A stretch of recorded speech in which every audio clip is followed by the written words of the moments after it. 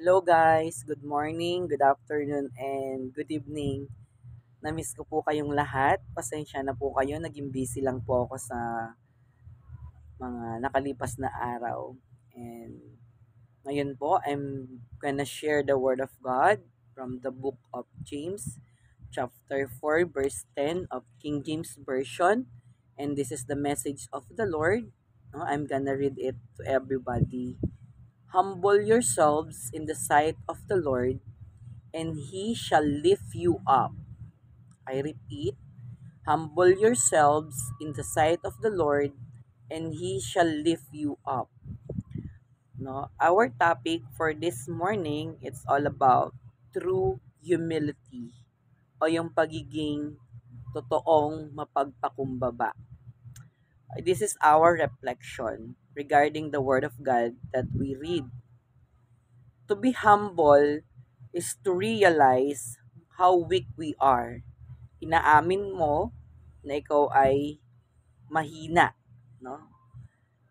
How helpless we are to change the course of our lives in our own power. Talaga namang ibinababa mo ang iyong sarili at inaamin mo na wala ka talagang magagawa.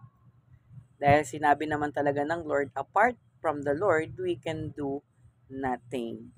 It is to ask God for His forgiveness and to trust Him for His guidance. Always remember, we need to ask the Lord for our guidance every day. Kailangan natin yan. And we need to ask forgiveness dahil hindi naman tayo perfect. Lagi tayong nagkakamali at nagkakasala. That's why we need to be humble enough to ask the Lord for the forgiveness, no? Kasi sign talaga ng pagiging mapagpakumbaba yung paghingi mo ng patawad sa Diyos. Amen. And that's what He wants to see abiding in our hearts. Yan talaga ang gusto ng ating Panginoon. No, true humility doesn't make you think of yourself less. No, kasi talagang no, yung true humility doesn't make you think of yourself less. Talagang papakita mo talaga sa harapan ng ating Panginoong Diyos na wala talaga tayong magagawa kapag wala siya sa ating mga buhay. In your life, be on guard against arrogance or pride. Ayan, sa ating mga buhay, kailangan nating magbantay laban sa mga pagiging arrogante or yung pagiging mataas. No, kasi maraming tao kasi masyadong mataas, ma-pride, no? Hindi marunong tumanggap ng pagkakamali at hindi marunong tumanggap ng pagtutuwid or pagdidisiplina. That's why we need to be on guard every day. No, we need to guard our hearts and our mind, no? Pagdating sa mga bagay ng arrogance or pride kasi maraming bumabagsak na tao because of arrogance and pride. Seek to stay humble before God. Cry out for His wisdom and be sensitive to His Spirit. He has much to reveal to you. No? Always remember this that we need to ask the wisdom of the Lord every day. We need to stay humble on His side.